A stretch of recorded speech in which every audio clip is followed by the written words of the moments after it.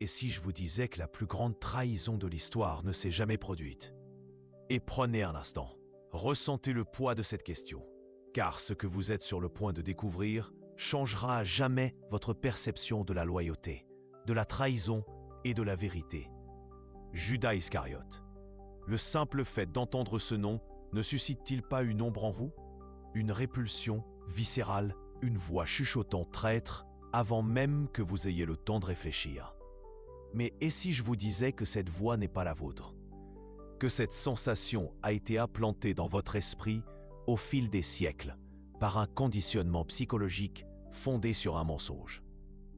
Judas Iscariote, l'homme que nous connaissons comme le traître suprême, fut en réalité la victime de l'une des manipulations les plus géniales de l'histoire humaine. Baruch Spinoza l'a découvert au XVIIe siècle. Et il a failli être tué pour avoir révélé la vérité. Mais avant Spinoza, il y en eut d'autres. Des hommes et des femmes qui ont remis en question ce récit et ont été réduits au silence. Leurs voix ont résonné dans les couloirs vides de bibliothèques secrètes avant d'être étouffées à jamais. Ce que vous allez entendre dans les prochaines minutes bouleversera tout ce qu'on vous a enseigné sur le bien et le mal, sur la loyauté et la trahison. Cela vous montrera comment un récit a été construit, pierre par pierre, pour contrôler non seulement ce que vous croyez, mais comment vous pensez. Et vous le sentirez. Pendant que je parle, vous percevrez des couches de conditionnement se défaire dans votre esprit. Vous ressentirez le vertige de découvrir que des souvenirs que vous pensiez être les vôtres ont en réalité été implantés. Car la vérité sur Judas ne concerne pas seulement un homme qui a vécu il y a 2000 ans, il s'agit de la manière dont le pouvoir fonctionne, de la manière dont les histoires deviennent des dogmes, et de la manière dont vous, en ce moment même, portez encore les conséquences de ce mensonge originel. Le sentez-vous?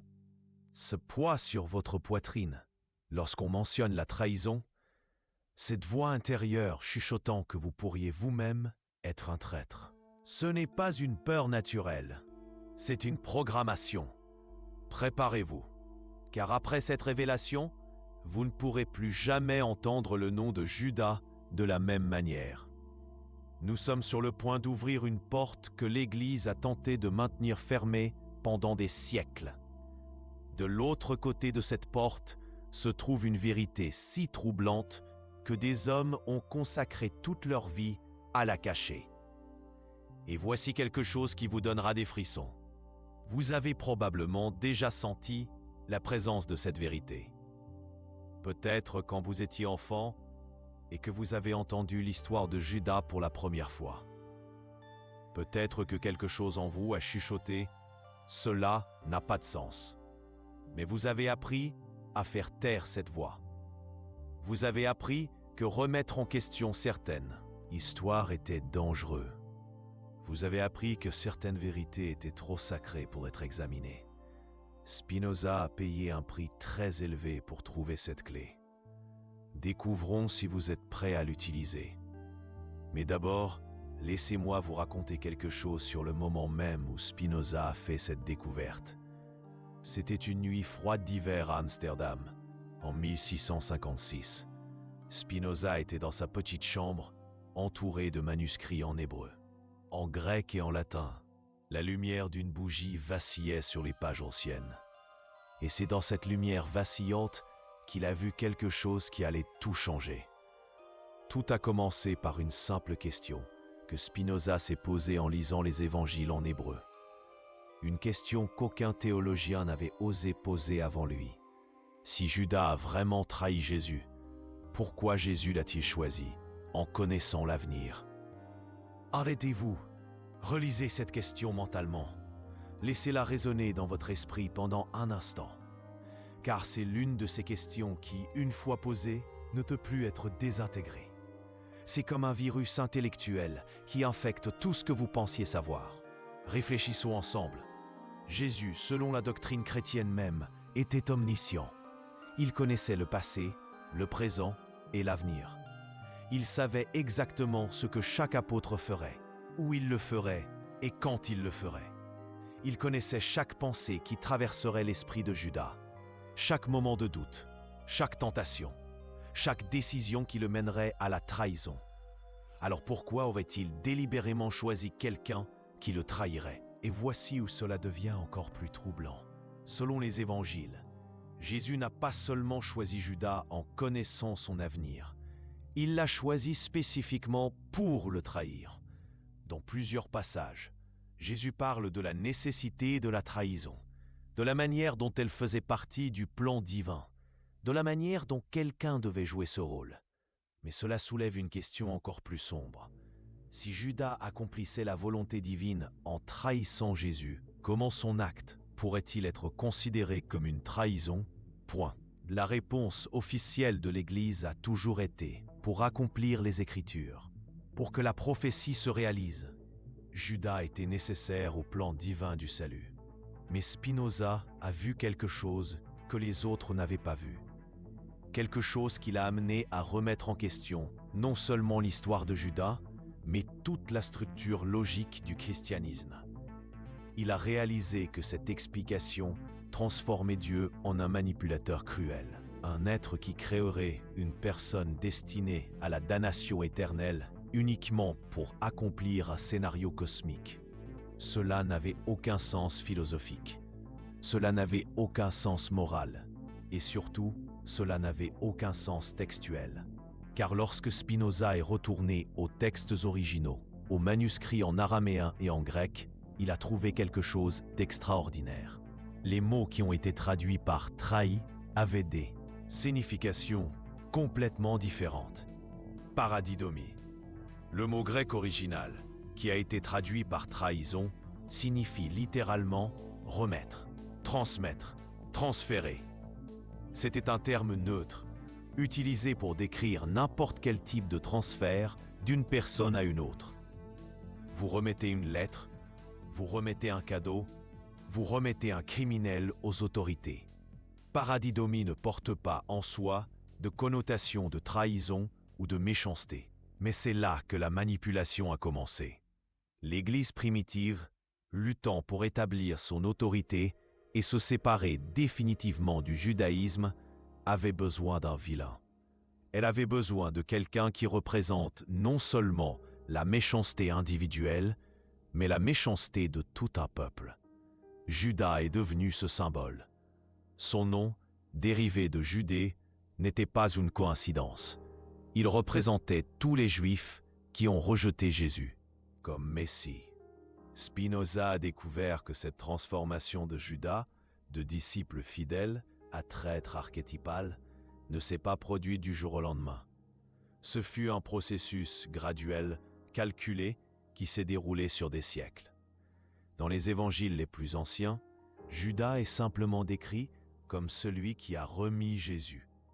Dans les évangiles postérieurs, écrits des décennies plus tard, commencent à apparaître des détails dramatiques, le baiser, les 30 pièces d'argent, la pendaison.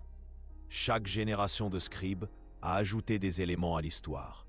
Chaque prêtre qui racontait le récit ajoutait son propre assaisonnement dramatique.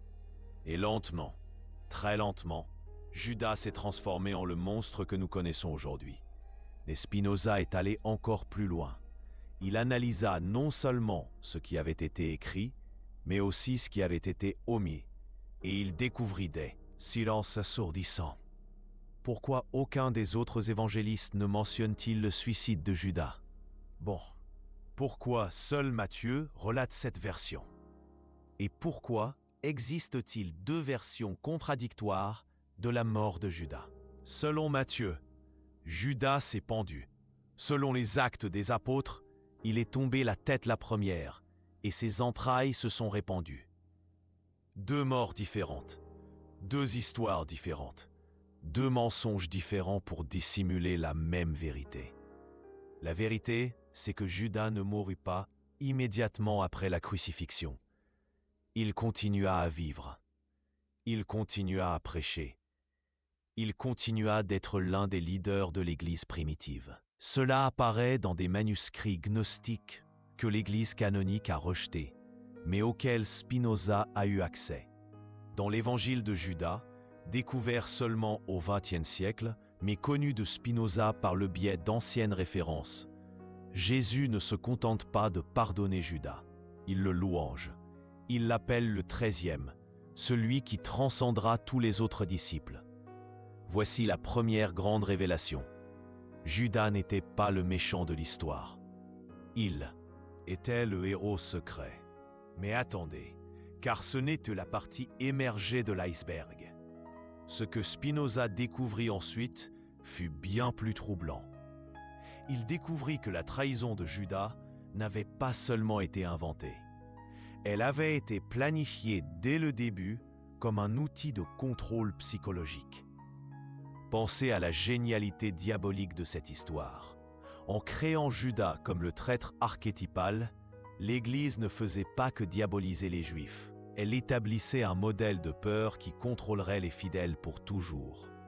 Car si même l'un des 12 élus pouvait trahir Jésus, alors n'importe qui le pouvait. Chaque chrétien porterait à jamais l'ombre de Judas, la possibilité constante qu'ils puissent eux-mêmes être des traîtres. Cela créait une dépendance psychologique absolue à l'Église, seule par l'institution, seulement par les sacrements, seulement par l'obéissance totale. Un chrétien pouvait s'assurer qu'il ne suivait pas le chemin de Judas. La peur de la trahison devint le collier invisible qui liait les fidèles à l'autorité ecclésiastique. Mais Spinoza perçut quelque chose de plus sinistre encore. L'histoire de Judas ne portait pas seulement sur le contrôle externe, elle portait sur l'auto-sabotage interne. En intériorisant la figure de Judas comme l'incarnation du mal, chaque chrétien développa ce que Spinoza appela le complexe de Judas. Une voix intérieure constante chuchotant qu'il n'était pas digne, qu'il pourrait trahir à tout moment, que leur nature la plus profonde était corrompue. Cette voix ne venait pas de Dieu, elle venait de siècles de conditionnement psychologique basé sur un mensonge historique. Pouvez-vous voir l'ombre de Judas dans votre propre esprit maintenant? Cette voix qui vous dit que vous n'êtes pas assez bien, que vous allez décevoir les personnes que vous aimez, qu'au fond, vous êtes un traître attendant d'être découvert. Cette voix a un nom, une adresse, une date de naissance. Et maintenant, vous savez d'où elle vient. Mais Spinoza ne s'arrêta pas à l'analyse psychologique. Il voulait savoir exactement comment cette transformation s'était produite historiquement. Qui avait orchestré ce changement? Et quand? C'est là qu'il découvrit le concile de Nicée, en l'an 325. L'empereur Constantin rassembla des évêques de tout l'Empire romain pour décider quels textes seraient inclus dans la Bible officielle et lesquels seraient rejetés. Ce ne fut pas un processus spirituel, ce fut un processus politique. Dans les registres auxquels Spinoza a pu accéder, il trouva des preuves de débats acharnés sur le problème de Judas. Certains évêques défendaient une interprétation plus indulgente basée sur les textes originaux. D'autres insistaient sur un récit plus dramatique, plus utile à des fins évangéliques. La faction la plus dramatique gagna, non pas parce que ses arguments étaient plus solides théologiquement, mais parce que ses implications étaient plus puissantes politiquement. Une église qui possédait l'histoire du plus grand traître de l'histoire possédait une arme narrative incomparable. Elle pouvait utiliser Judas comme exemple pour justifier la persécution des hérétiques, l'Inquisition, les croisades. Après tout, si même un apôtre pouvait se corrompre, combien plus les ennemis de la foi? Spinoza documente comment l'histoire de Judas fut délibérément amplifiée au cours des siècles suivants. Chaque concile, chaque réforme, chaque mouvement au sein de l'Église utilisa Judas comme justification pour un plus grand contrôle. Au Moyen Âge, la figure de Judas devint si puissante qu'elle influença les lois civiles. Les Juifs furent obligés de porter des vêtements jaunes dans de nombreuses villes européennes, la couleur associée à Judas dans les peintures de l'époque. La ligne entre le Juda historique et le peuple juif s'effaça complètement. La trahison devint une caractéristique raciale, une marque de naissance, une malédiction héréditaire. Mais le plus troublant de tout, selon Spinoza, c'est comment cette histoire avait corrompu le concept même de loyauté. Avant le récit de Judas, la loyauté était vue comme une vertu relationnelle. Vous étiez loyal à des personnes spécifiques pour des raisons spécifiques. Cette loyauté pouvait changer à mesure que les circonstances changeaient. Après Judas, la loyauté devint absolue, aveugle, inconditionnelle. Questionner l'autorité devint synonyme de trahison. Penser indépendamment devint suspect.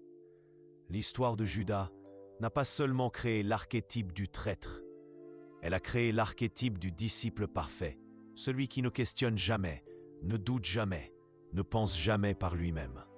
Et voici que nous arrivons au cœur de la découverte de Spinoza.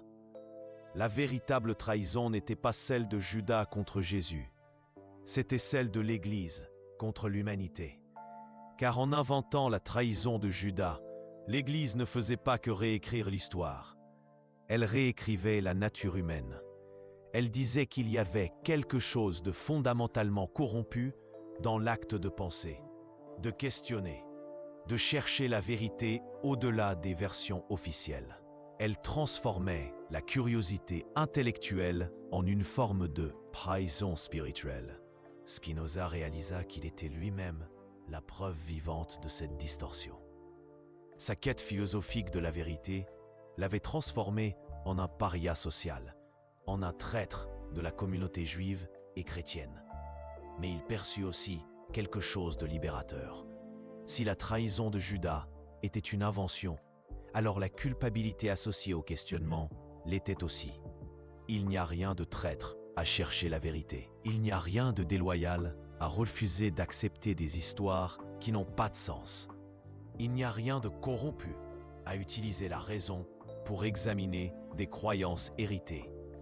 En fait, selon Spinoza, la véritable loyauté, loyauté à la vérité, à la raison, à la dignité humaine, exige que nous mettions en question les histoires qui ont été créées pour nous contrôler.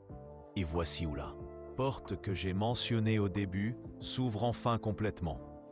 La vérité sur Judas n'est pas seulement qu'il n'a pas été un traître, c'est que nous, en acceptant cette histoire sans la remettre en question, nous sommes devenus des traîtres à nous-mêmes, traîtres à notre capacité de penser, traîtres à notre responsabilité de rechercher la vérité, traîtres à notre droit fondamental d'examiner les récits qui façonnent nos vies. Mais maintenant, vous savez, maintenant, la clé est entre vos mains. Derrière, la question qui subsiste est « Que ferez-vous de cette vérité révélée ?» Car savoir que Judas a été transformé en un symbole de contrôle n'est que le premier pas. Le second est bien plus difficile. Il s'agit d'examiner combien d'autres histoires de votre vie suivent le même schéma. Combien d'autres figures de trahison portez-vous en vous? Combien d'autres voix murmurant que vous n'êtes pas digne de confiance, que vous allez décevoir, qu'au fond, vous êtes corrompu? Combien de ces voix sont réellement les vôtres? Et combien ont été semées là par des systèmes qui profitent de votre peur d'être comme Judas? Spinoza a payé cher pour se poser ces questions. Excommunié de la communauté juive à 23 ans, il vécut le reste de sa vie comme un paria, gagnant sa vie à polir des lentilles tout en développant des philosophies qui ne seraient acceptées que des siècles plus tard. Mais il considéra que cela en valait la peine, car il préféra être libre et seul plutôt qu'esclave et accompagné. Et il vous laisse cette même choix. Vous pouvez refermer cette porte que nous venons d'ouvrir. Vous pouvez décider qu'il est plus confortable de vivre avec les histoires familiales, même en sachant que certaines d'entre elles ont été construites pour vous contrôler. Ou vous pouvez faire le pas suivant. Vous pouvez commencer à examiner d'autres domaines de votre vie avec le même scepticisme philosophique que Spinoza a appliqué à l'histoire de Judas. Car la vérité sur Judas n'est qu'une pièce d'un puzzle bien plus grand. Un puzzle qui, une fois assemblé, révèle comment le pouvoir a toujours fonctionné dans l'histoire humaine et comment il fonctionne dans votre vie aujourd'hui. Permettez-moi de vous montrer quelque chose qui vous glacera le sang. Spinoza n'a pas seulement découvert que Judas avait été transformé en un vil méchant. Il a découvert la méthode exacte qui a été utilisée pour cette transformation. Et cette même méthode est utilisée aujourd'hui, en ce moment même, pour façonner ce que vous pensez de la politique, de l'économie, des relations. La méthode comporte 4 étapes. Premièrement, vous prenez une figure historique réelle. Deuxièmement, vous déformez progressivement son histoire jusqu'à ce qu'elle devienne un symbole. Troisièmement, vous utilisez ce symbole pour créer la peur et la dépendance. Quatrièmement, vous effacez les preuves de la distorsion originale. Avec Judas, cela a parfaitement fonctionné. Mais Spinoza a identifié le même schéma appliqué à d'autres figures historiques de son époque. Et aujourd'hui, 3 siècles plus tard, nous pouvons voir la même méthode utilisée avec une précision encore plus affinée. Pensez à combien de trahisons historiques vous connaissez. Pensez à combien de figures que vous avez été appris à haïr ou à craindre. Maintenant, demandez-vous, connaissez-vous la version originale de ces histoires? Ou seulement la version qui vous est parvenue après des siècles de raffinement? Spinoza savait qu'il ouvrait une boîte de Pandore. Car si Judas avait été transformé en un outil de contrôle, combien d'autres figures historiques avaient subi le même sort? Et plus important encore, si les histoires pouvaient être modifiées de manière aussi radicale dans le passé, qu'est-ce qui empêcherait cela de continuer à se produire dans le présent? C'est pourquoi la découverte sur Judas est si dangereuse. Non pas parce qu'elle remet en question une croyance religieuse spécifique, mais parce qu'elle remet en question notre capacité à faire confiance à tout récit officiel. Elle nous oblige à nous demander, si on nous a menti sur cela, sur quoi d'autre nous mentons? Et cette question, une fois posée, ne peut plus être désamorcée. Spinoza est mort en sachant qu'il avait planté une graine qui pousserait au-delà de ce qu'il pouvait imaginer. Une graine de doute méthodologique qui infecterait les esprits curieux pendant des siècles. Car une fois que vous voyez comment une histoire a été construite pour vous contrôler, vous commencez à voir les briques et le mortier dans toutes les autres histoires. Vous commencez à réaliser qu'il n'y a pas qu'un seul Judas.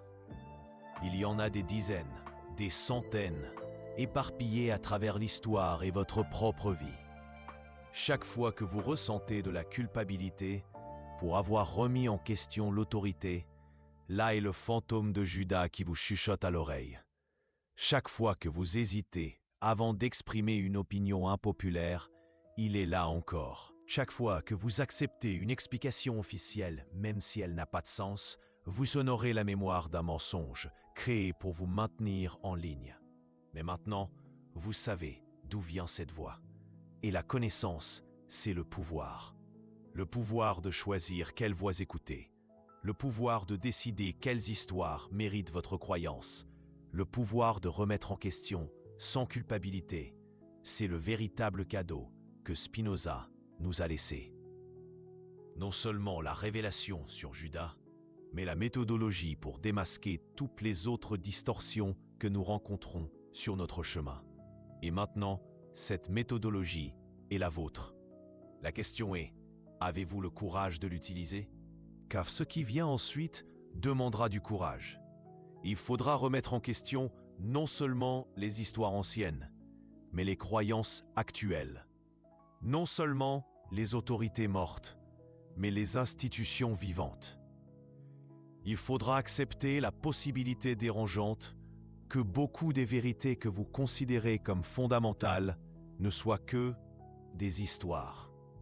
Des histoires racontées par des personnes ayant des agendas spécifiques. Des histoires qui profitent lorsque vous cessez de penser et commencez simplement à obéir. Mais cela vous offrira aussi quelque chose en échange de cette perturbation. La liberté de penser par vous-même. La liberté de vous forger vos propres opinions. La liberté de vivre sans le poids des culpabilités qui n'ont jamais été réellement les vôtres. C'est la véritable promesse que Spinoza a faite lorsqu'il a décidé d'exposer la vérité sur Judas. Non pas la promesse de réponses faciles, mais la promesse de questions honnêtes. Et les questions honnêtes, selon lui, valent toujours plus que les réponses fausses. Alors, nous voici, à la croisée des chemins que Spinoza a affrontés il y a plus de 300 ans. Vous pouvez choisir le chemin de l'ignorance volontaire, où les histoires familières vous gardent au chaud, même si elles vous emprisonnent. Ou vous pouvez choisir le chemin de la vérité inconfortable, où chaque découverte vous libère un peu plus, même si elle ébranle les fondements de ce que vous pensiez savoir. Spinoza a choisi le second chemin, et il a changé le monde en faisant ce choix. Maintenant, c'est à vous de choisir. Et votre choix déterminera non seulement ce que vous découvrez sur le passé, mais comment vous naviguez dans l'avenir. Car la vérité sur Judas n'est que le début d'un voyage beaucoup plus long. Un voyage qui vous mènera à travers les couloirs sombres de l'histoire humaine, éclairant des mensonges qui ont été acceptés comme des vérités pendant si longtemps que nous avons oublié qu'il s'agissait de mensonges. Mais aussi un voyage qui vous montrera que la vérité, aussi inconfortable soit-elle, est toujours plus puissante que le mensonge le mieux construit. Et le pouvoir de la vérité est le seul pouvoir que personne ne peut vous enlever, à condition que vous ayez le courage de le revendiquer. Mais attendez, car ce que je vais vous révéler maintenant dépasse tout ce que vous avez pu imaginer concernant cette histoire. Spinoza n'a pas seulement découvert que Judas fut transformé en instrument de contrôle, il a découvert qui a orchestré cette transformation et pourquoi. Et lorsque vous connaîtrez le nom de cette personne, vous comprendrez que nous vivons dans une réalité où la manipulation de masse est une science exacte depuis bien plus longtemps que nous ne l'imaginons. Le nom de cette personne a été effacé de l'histoire officielle. Ses archives ont été brûlées, ses lettres détruites. Mais Spinoza a retrouvé sa trace dans des manuscrits privés, dans des documents ayant survécu par hasard, dans des références ayant échappé à la censure, comme un détail des siècles d'occultation. Son nom était Marcus Aurelius Tacitus, non pas l'empereur philosophe que vous connaissez, mais un scribe politique ayant travaillé directement pour Constantin lors du concile de Nicée. Occasion unique, une toile blanche sur laquelle il pouvait peindre le chef-d'œuvre de la manipulation mentale. Car le christianisme avait un problème de marketing. Jésus avait été exécuté comme un criminel politique. Ses disciples étaient considérés comme une secte juive radicale. La religion n'avait rien qui la différencie dramatiquement de dizaines d'autres cultes se disputant l'attention dans l'Empire romain. Tacitus proposa une solution géniale, transformer la plus grande faiblesse du christianisme en sa plus grande force. Au lieu de cacher le fait que Jésus avait été trahi par l'un de ses propres disciples, ils amplifieraient cette trahison. Ils en feraient le point central de la narration. Car une religion fondée sur une trahison épique possédait quelque chose qu'aucune autre religion ne possédait. Un drame émotionnel incomparable. Tout être humain comprend la trahison. Tout être humain a peur d'être trahi. Et tout être humain, au fond, a peur d'être le traître. En plaçant cette anxiété universelle au cœur de son histoire sacrée, le christianisme toucherait une corde émotionnelle qui vibrerait en chaque personne écoutant le récit. Mais Tacitus fut encore plus rusé. Il réalisa que la trahison de Judas pouvait servir plusieurs objectifs simultanément. Premièrement, elle séparerait définitivement les chrétiens des juifs.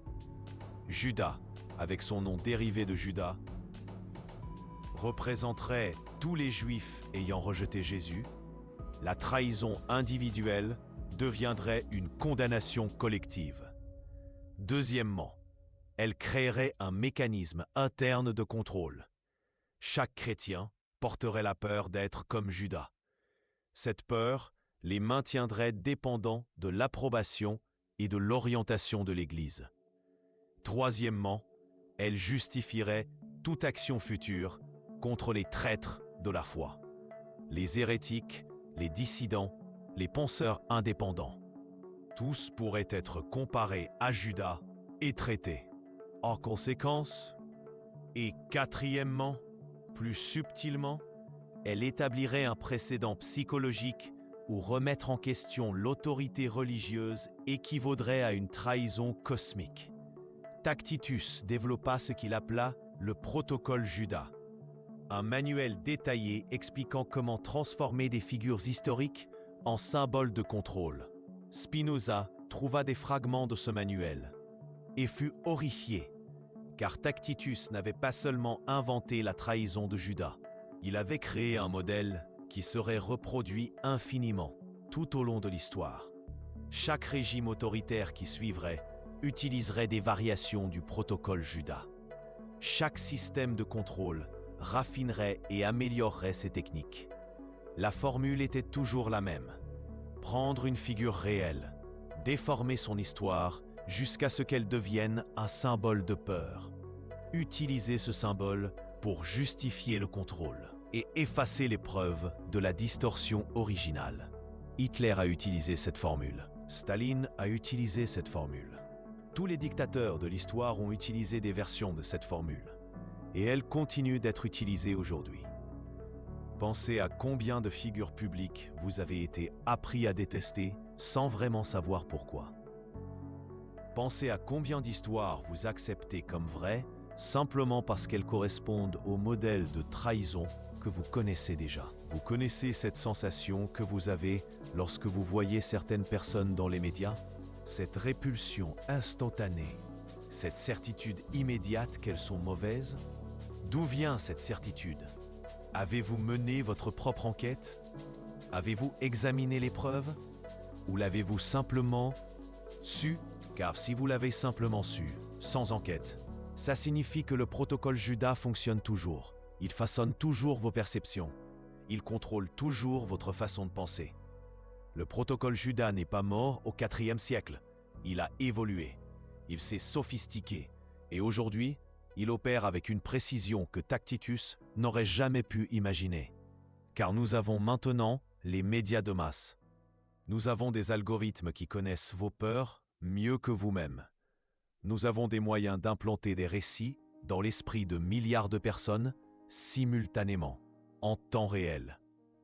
Et la plupart de ces personnes ne remettent jamais en question ces récits, car elles ont été enseignées dès leur plus jeune âge que remettre en question certaines histoires est une forme de trahison. Vous entendez? Cette voix familière qui murmure au fond de votre esprit. Ne remettez pas cela en question. C'est sacré, c'est évident. Seules les mauvaises personnes remettent ces choses en question. C'est la voix de Judas, ou plutôt, c'est la voix de Tacitus parlant à travers le fantôme de Judas. La voix qui vous dit que penser indépendamment est dangereux, que chercher la vérité au-delà des versions officielles est suspect, que remettre en question l'autorité est une trahison.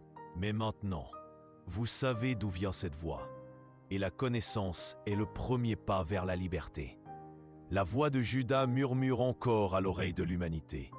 2000 ans plus tard, elle nous dit encore que penser indépendamment est dangereux, que chercher la vérité au-delà des versions officielles est suspect. Mais Spinoza nous a donné l'antidote. Il nous a montré que, derrière chaque Judas de l'histoire, il y a un Tacitus. Derrière chaque récit de trahison, il y a quelqu'un qui profite de ce récit. Et derrière chaque peur de remettre en question, il y a quelqu'un qui profite de notre soumission. La question n'est pas de savoir s'il existe d'autres mensonges historiques au-delà de la trahison de Judas, La question est de savoir combien vous pouvez identifier maintenant que vous connaissez le modèle. Permettez-moi de vous aider avec un exemple contemporain qui fera tout cela clic dans votre esprit. Pensez à une figure politique que vous avez été appris à mépriser. Peu importe votre position sur l'échiquier politique, il y a toujours quelqu'un que vous considérez comme un traître à la démocratie, à la liberté, aux valeurs que vous jugez sacrées. Fermez les yeux un instant, visualisez le visage d'eux. Cette personne, ressentez la réaction qu'elle suscite en vous. Maintenant, répondez honnêtement.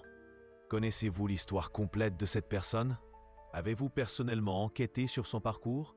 Ou avez-vous simplement absorbé le récit officiel qui vous est parvenu par les médias, l'opinion publique, les réseaux sociaux? Et voici la question qui va vous hanter. Savez-vous qui profite de votre haine envers cette personne? Qui tire avantage de votre incapacité à penser de manière critique et à simplement accepter qu'elle est mauvaise? Car derrière chaque figure que l'on vous a appris à détester, se cache quelqu'un qui profite de votre haine. Quelqu'un qui capitalise sur votre indignation. Quelqu'un qui gagne en pouvoir lorsque vous cessez de questionner et commencez à réagir uniquement sur le plan émotionnel. Je vous demande de l'aimer? Non, je vous demande d'appliquer la même méthodologie que Spinoza a appliquée à Judas. Je vous demande de vous poser cette question. Et si l'histoire qu'on m'a racontée sur cette personne était aussi déformée que celle qu'on a racontée sur Judas?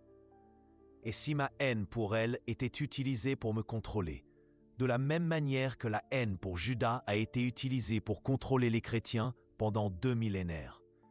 Cette question vous effraie? Elle devrait, car elle ouvre une possibilité encore plus troublante. Et si vous étiez manipulé en ce moment même, en utilisant des variations de la même méthode qui a transformé Judas en un vil antagoniste?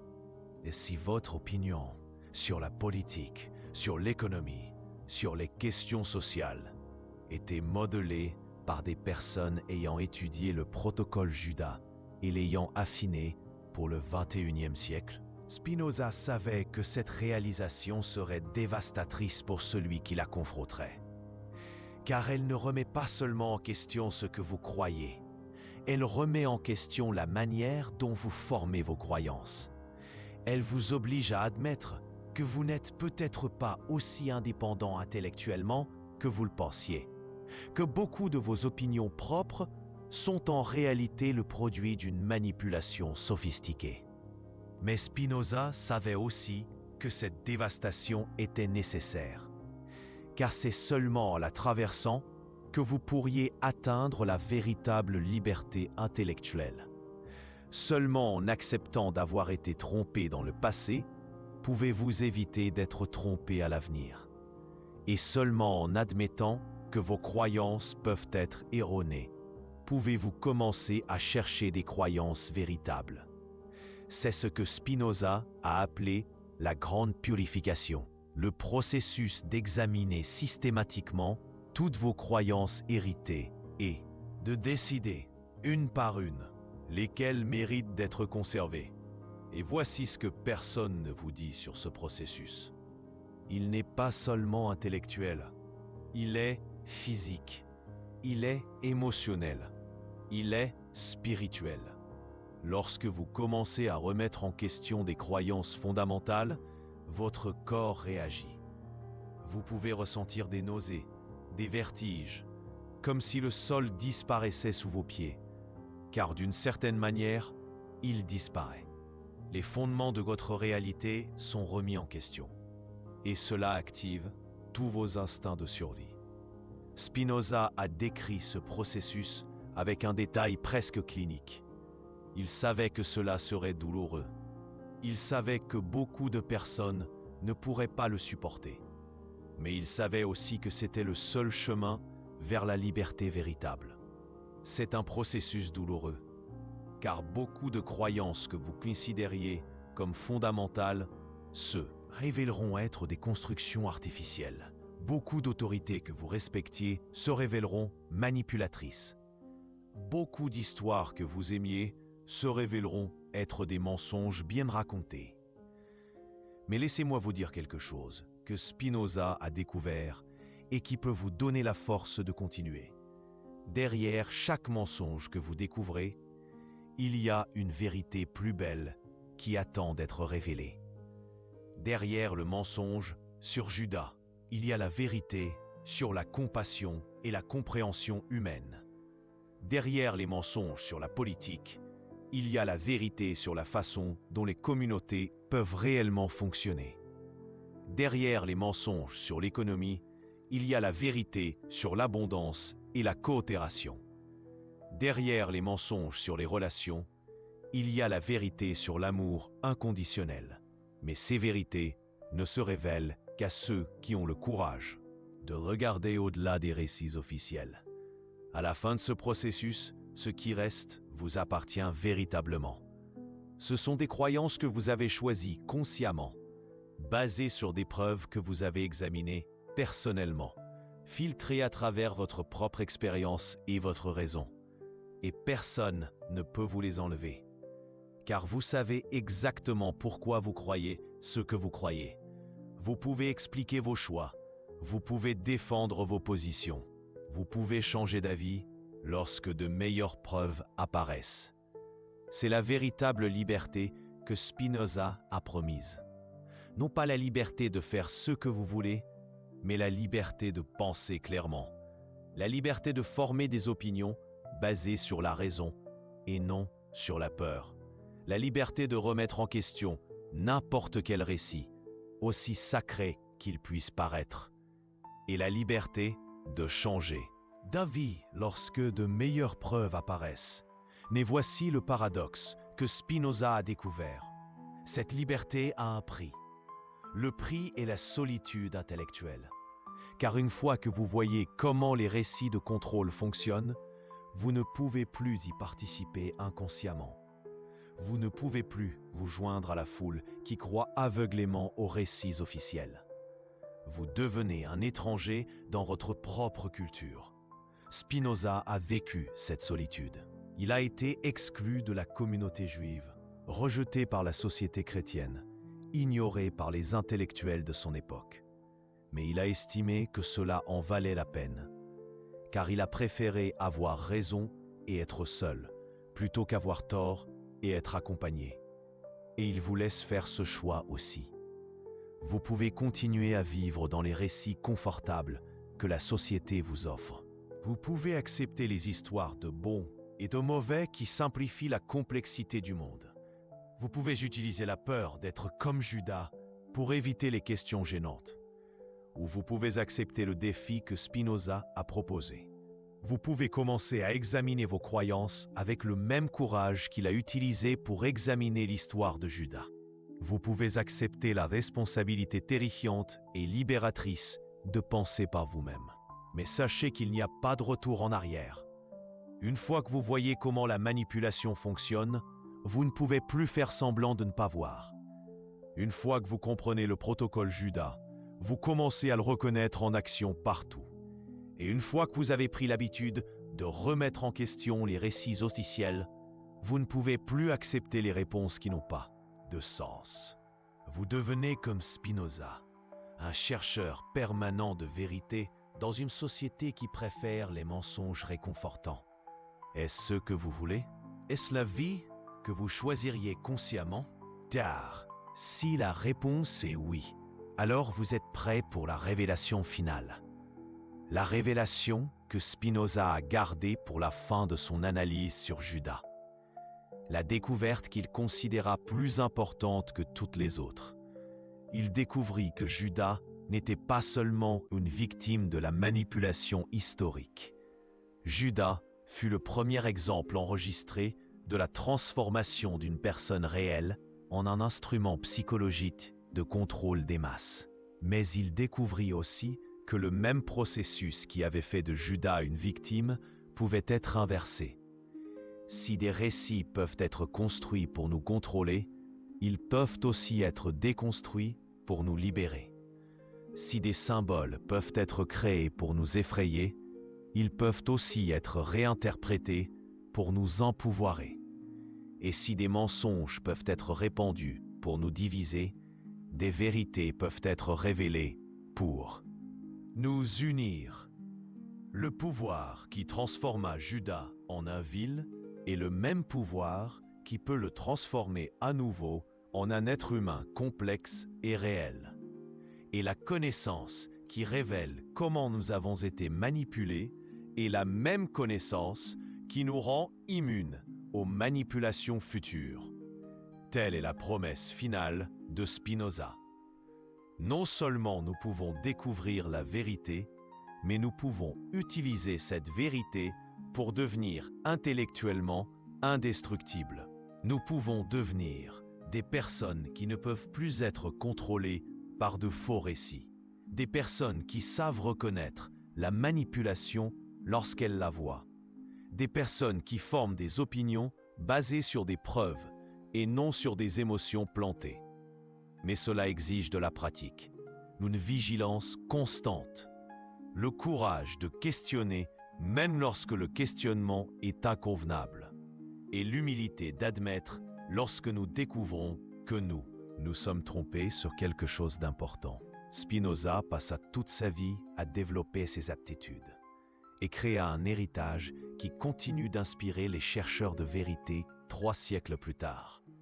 Car il prouva qu'il est possible d'être libre dans une société de manipulation, qu'il est possible de penser clairement à une époque de confusion, qu'il est possible de chercher la vérité dans une culture de mensonges, et qu'il est possible de vivre avec intégrité, même si cela signifie vivre seul.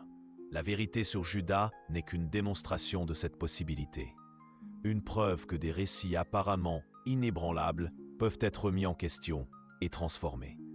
Une preuve que vous n'avez pas besoin d'accepter les histoires que la société vous raconte sur qui sont les méchants et qui sont les héros.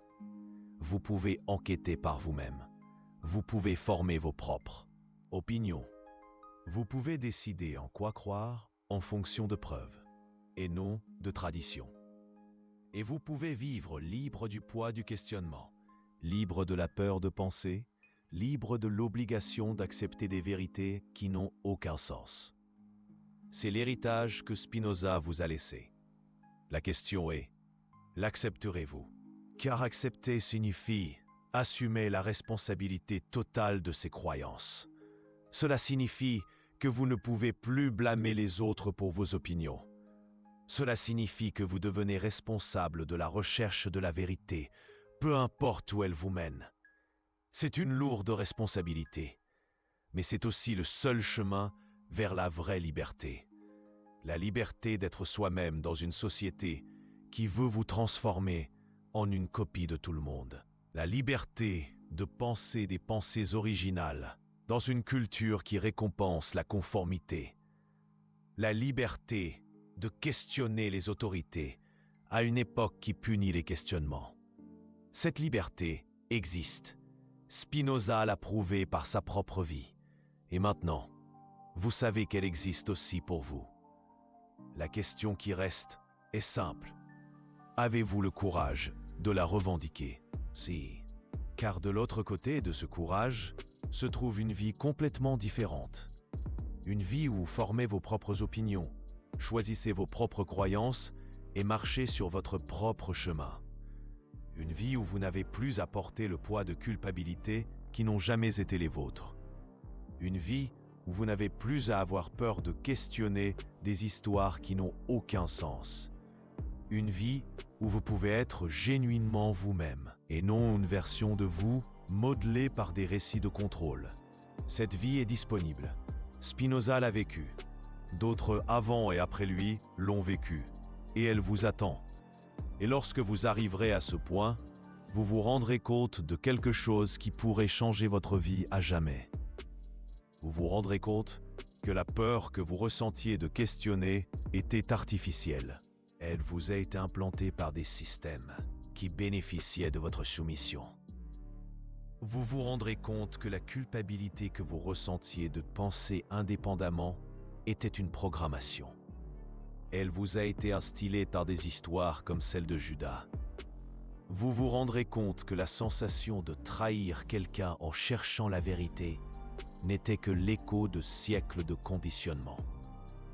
Et lorsque ces perceptions arriveront, vous ressentirez quelque chose que vous n'avez peut-être jamais ressenti auparavant.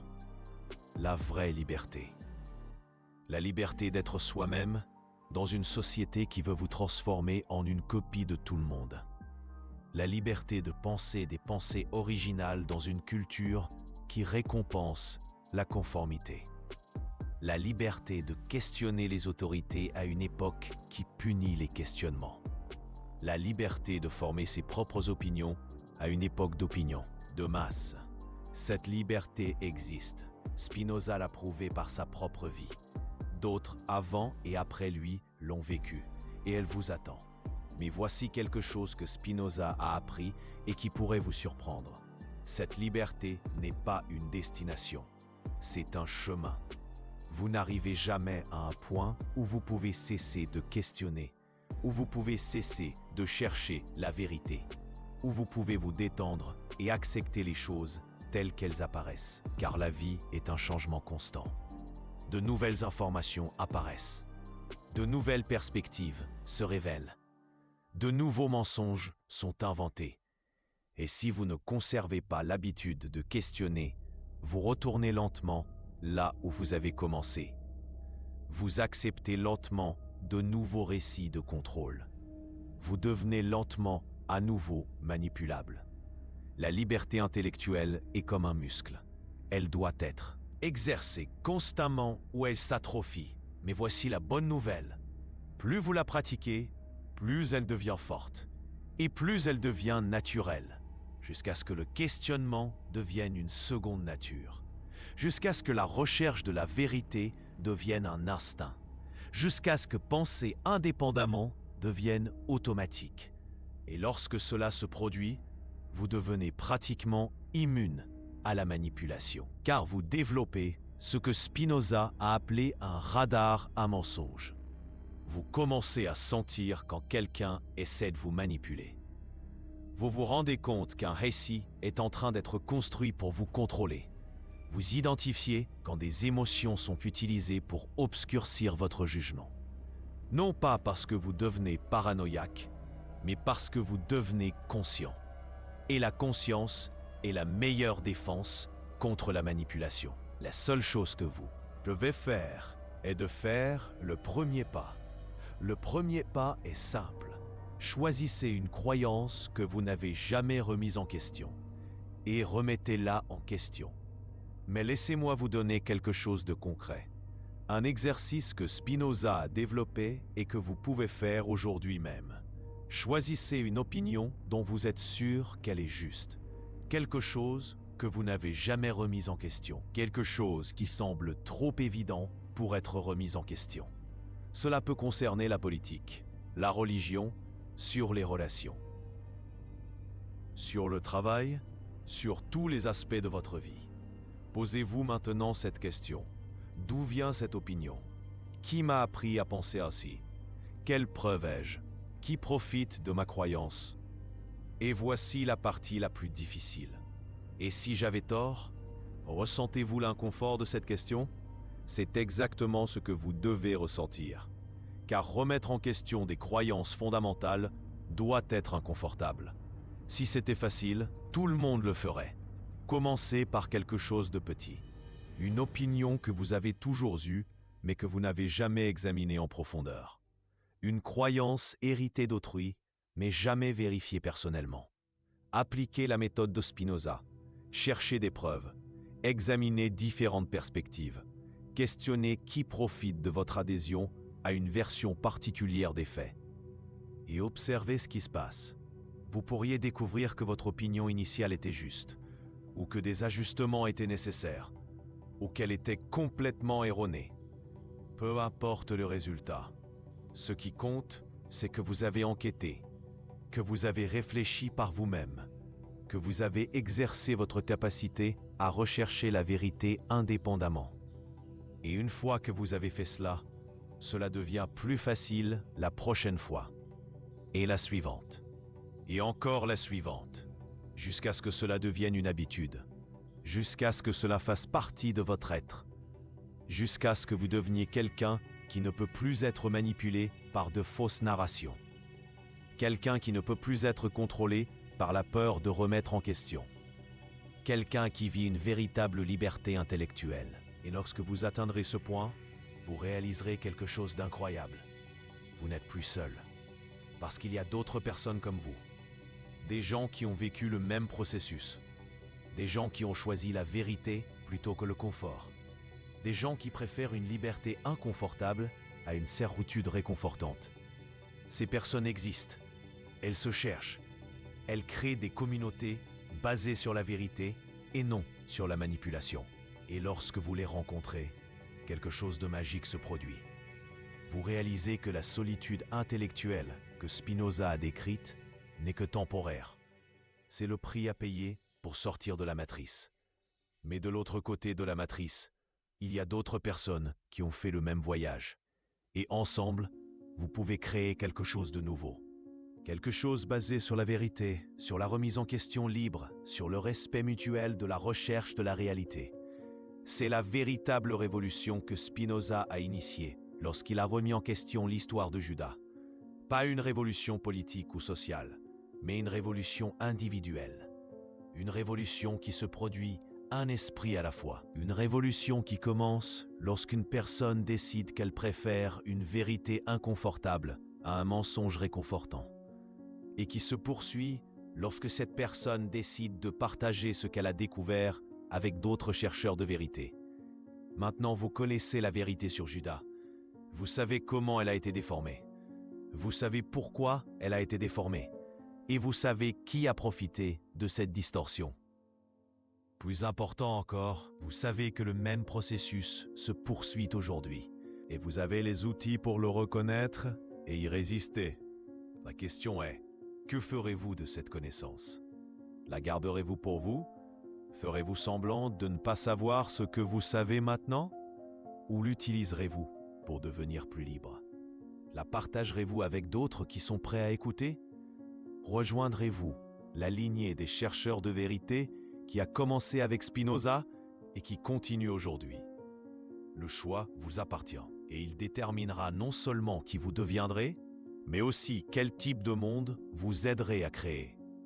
Un monde où les récits de contrôle dominent les esprits passifs, ou un monde où des individus libres pensent par eux-mêmes et créent leur propre réalité basée sur la vérité et non sur la manipulation.